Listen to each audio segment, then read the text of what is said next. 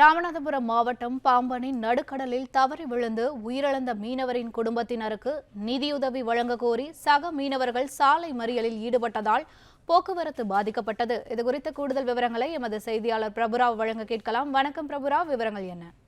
முக்கியமாக பாம்பன் சின்னப்பாலத்தைச் சேர்ந்த சரத்குமார் மற்றும் தூத்துக்குடியைச் சேர்ந்த டைசன் ஆகிய இரு மீனவர்களும் கடந்த வெள்ளிக்கிழமை மீன்பிடித்து கரை திரும்பும் வழியில் தனுஷ்கோடியில் படகிலிருந்து தவறி விழுந்து மாயமானார். இதில் சரத்குமாரின் உடலானது நேற்று மீனவர்களால் மீட்கப்பட்டது. அந்த மீனவரின் குடும்பத்திற்கு, குறிப்பாக அந்த சரத்குமாரின் மனைவிக்கு அரசு வேலை வழங்க வேண்டும், அதேபோல் அவருக்கு 20 லட்சம் ரூபாய் நிதியுதவி வழங்க வேண்டும், அதேபோல் காணாமல் போன டைசன் மீனவரை கண்டுபிடிக்க வேண்டும் உள்ளிட்ட கோரிக்கையை வலியுறுத்தி பாம்பனில் அவர்கள் உறவினர்கள் மற்றும் சக மீனவர்கள் சாலை மறியல் போராட்டத்தில் ஈடுபட்டனர். இந்த சாலை மறியல் போராட்டம் காரணமாக ராமேஸ்வரம் வரக்கூடிய வாகனங்கள் அனைத்துமே கிட்டத்தட்ட 2 கிலோமீட்டர் தூரத்திற்கு அணிவகுத்து நின்றது.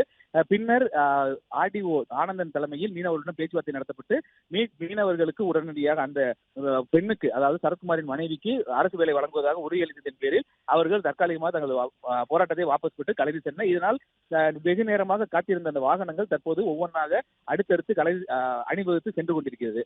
பிளே ஸ்டோர் மற்றும் ஆப் ஸ்டோரில் இருந்து பாலிமர் செயலியை QR கோடு மூலம் பதிவிறக்கம் செய்யுங்கள். செய்திகளை உடனுக்குடன் பெறுங்கள்.